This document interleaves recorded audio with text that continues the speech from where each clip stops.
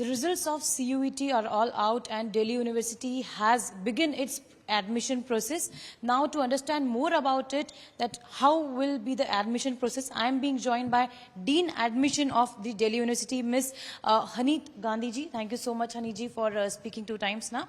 Hanith ji, if you could please first break up the details of the admission process for Delhi University, for the students particularly who have passed the CUET.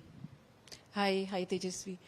So, Delhi University admissions, we do it in 2 phases. After the students have given their CUET, we now expect them to log on to our common seat allocation system, which we've acronymed as CSAS 2023.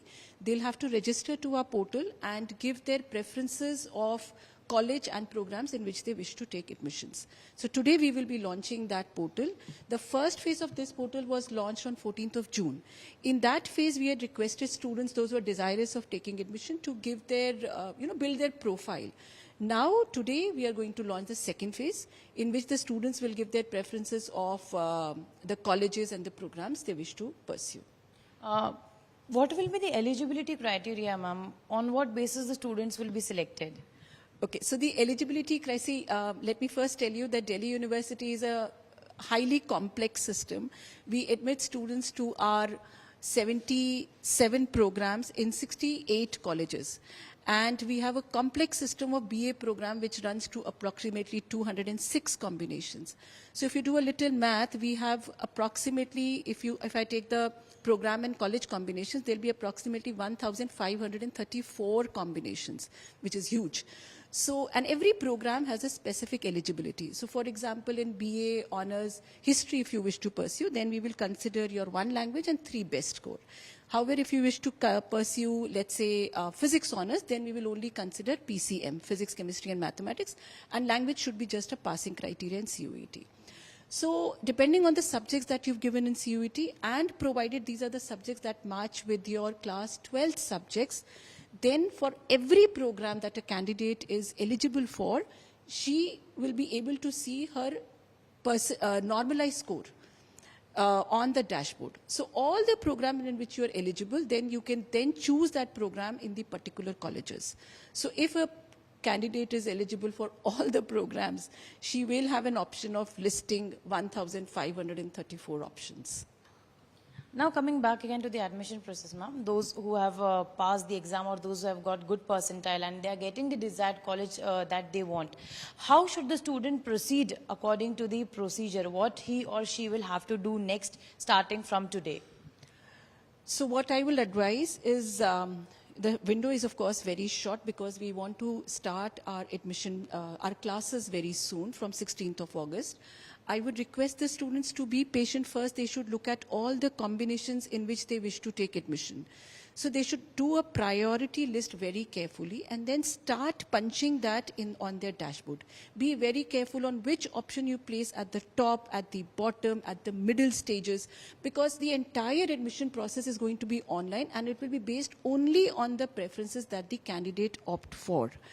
And it's a very simple process. Apart from this, it's a very simple process because we will give you your best score looking at the normalized score. You will be able to see for all the programs that you're eligible for. You don't have to do any calculations. The candidate can themselves see the listing of the programs, the eligibilities, and then they have to just sequence the program and college combinations. We will also take out a simulated rank list after we close our preferences. That will also give an idea to the candidate where he or she may be placed. Then we'll again open a window for another 1 day or so to reorder your preferences.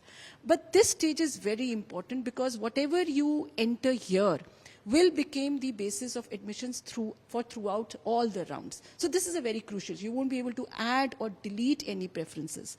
Maybe you may be able to reorder the preferences, the higher preferences, but no addition and deletion of the program and colleges would be allowed.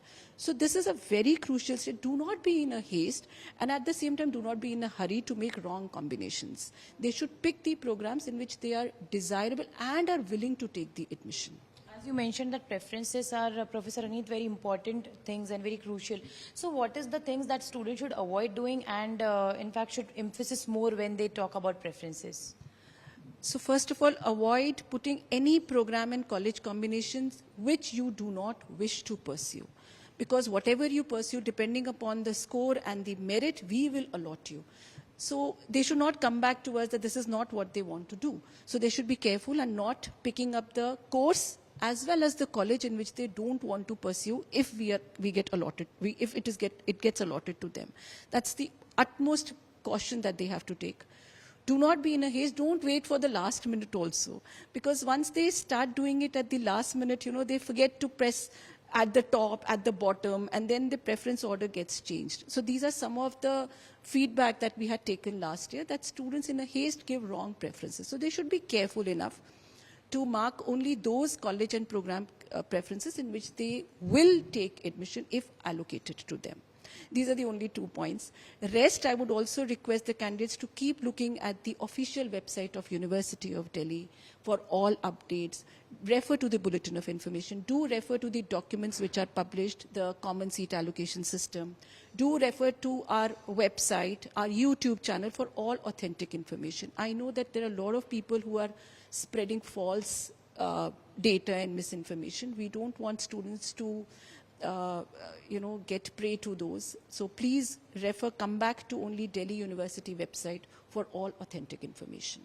Last but not the least, the cutoff question. How should one focus on the cutoff? What is the cutoff for Delhi University? Because every university, we believe, that have their different cutoffs, and the scores are also, like, many of them are getting 100 percentile, some are getting close to 100 percentile. So what is the exact cutoff? Yeah, so as I said that, first of all, we are not admitting students on the basis of the cutoff, which used to be earlier on the merit-based system. Since last year onwards, we take into consideration the preferences which the candidates give. And this is, of course, a plus point, because you are being allotted a program which you wish to pursue. And secondly, the 100 percentile, we are not considering the percentile. We are considering the normalized score. Further so, the normalized score is also not dependent on any one subject.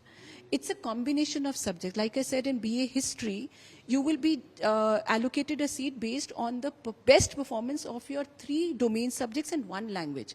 So if a student has opted for, let's say, 10 CUET subjects, we are going to pick up his or her best performance. So right now, I can't even say, who will be the first person to get it, because it's a combination of many scores running up to 6 to 7 decimal places.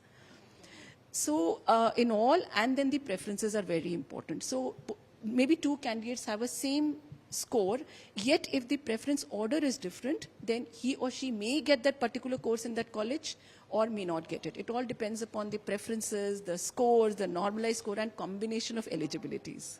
How long it will take for this entire process?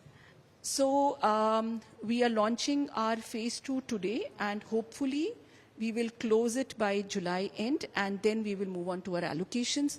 Our sessions will start from 16th of August. We are hopeful to that. We should be able to have sizable number of candidates admitted. That means everything is online. The students have directly come to the college, university in the month of August. They should come directly to the college in which they are admitted in. Come with your documents, get your documents verified, and Message for started. A message for the students would be, again, good luck, and I'm happy that you've all done very well in the CUET exam. The results are very, very encouraging. And now I would request you to be very careful on the website of University of Delhi. Select your preferences carefully, and do not be in a haste, and keep referring back to the website of the University of Delhi for all authentic information. And we are ready to welcome you. Good luck.